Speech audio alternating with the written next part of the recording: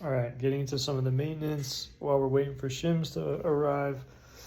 First, we're going to cover the brakes. So look at the brake pads themselves, the fluid line or the fluid levels, the lines, just the system overall, the brake light, the pedal, the lever. I'll just be kind of going through what the book says to check and making sure everything is looking good. Okay, so first thing we're going to check is the fluid levels themselves. So this is the front brake fluid. It's very full actually. You can see the bubble there, like there obviously is fluid in here. The max line's right at the top and it's pretty much almost overflowing. So whoever filled it in last probably put a bit too much. The brakes have been fine. I haven't noticed any wear, so I'm not gonna bother opening it up and trying to suck some out of there. I think just maybe in the next 6 months to a year or so, when I flush the fluid and put new fluid in, I will just make sure not to put that much. But yeah, I haven't had any issues, so I'm not going to bother messing with it at this point. And then the rear brake fluids right here.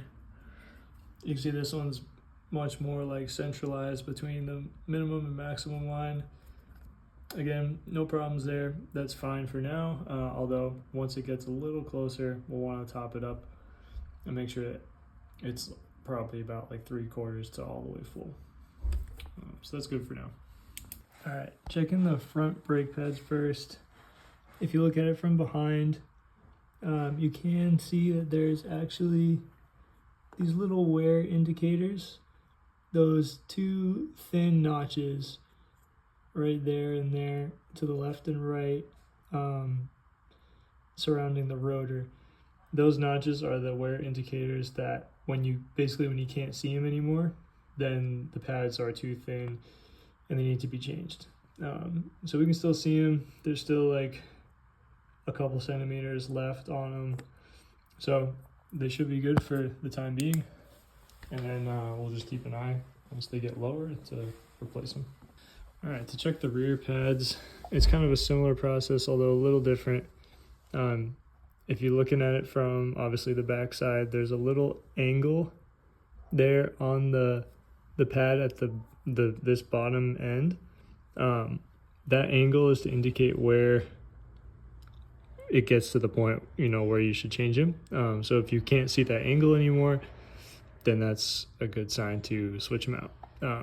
But there's obviously, still a decent amount of pad on there.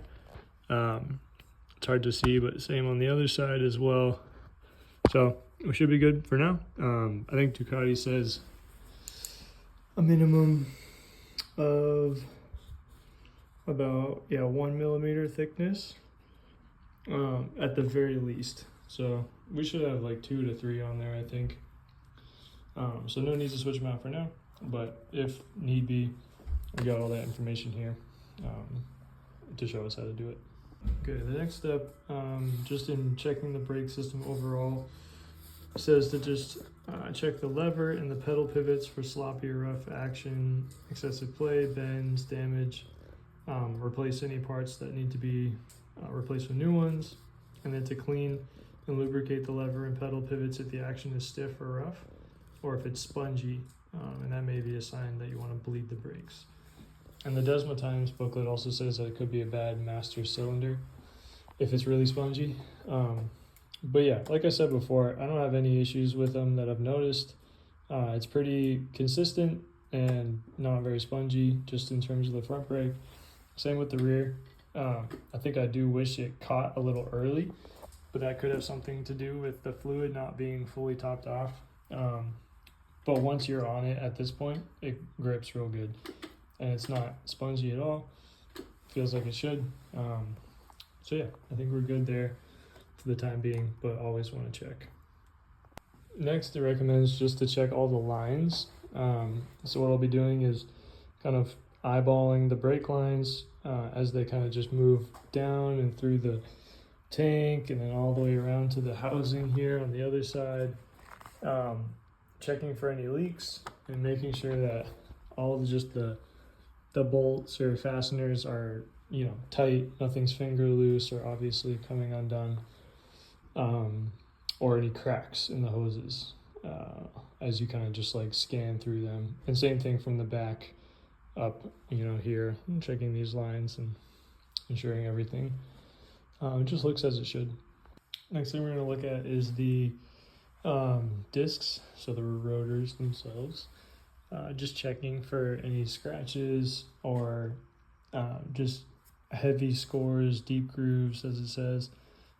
Light scratches are normal, but if anything's just like gashed or very, you know, clearly not right, we'll want to just note that. And then just kind of check the smoothness of it, rubbing, taking like your fingernail and kind of going across, seeing if anything catches, if there's any like obvious ridges or not. And then measuring the thickness as well. So we'll do that with the digital caliper that we have. I believe it notes here, standard thickness for the front is 5 millimeters. Let's get to focus there. Service limit 4.5. And then the rear is 4. Service limit is 3.6. So we'll check that, make sure that we're within spec, and yeah, hopefully not have to remove it or replace it, but kind of just complete these inspection steps here.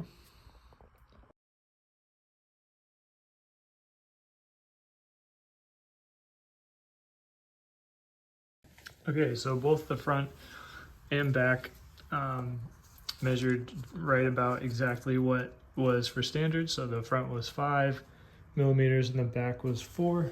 And I believe those are right where the book says they should be, which is great.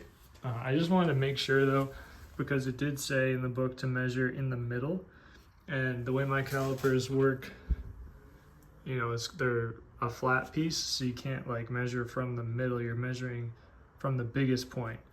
And I think to avoid getting a false measurement due to any warping, if it's maybe wider at the front than it is at the base or vice versa, that's why they tell you to measure that way. So to be sure, I got a little creative, took two nuts or sockets rather, put it basically like right here in the middle, and on the other side, put another one on the other side, and just measured that distance, and then subtracted the measurement of the 2 sockets. And I got the same reading, but just wanted to make sure, so I double checked that way. The next thing we're going to be looking at is the clutch itself, and it's pretty straightforward because it's not a hydraulic clutch, it's cable actuated, so there's no fluid or really much to check. We're pretty much just going to look at the lever, like the cable itself, just as long as it goes smoothly, there's nothing binding or anything weird about it.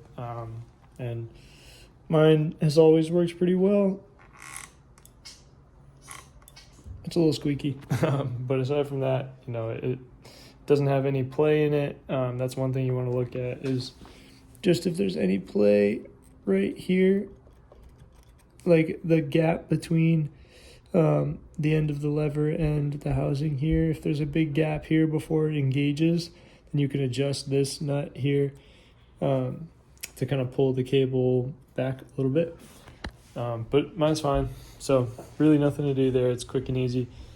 It's just one thing to check off the list. Next thing to look at is the fuel system, and gas tank and emission control, all of which I've never had or haven't had any issues yet with.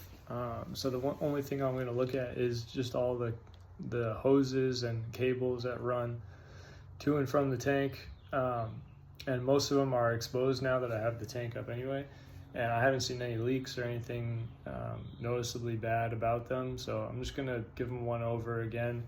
But this will be more so a check for after I put everything back together to ensure no gas is leaking, you know, after I'm done with this full Desmo service and button everything up.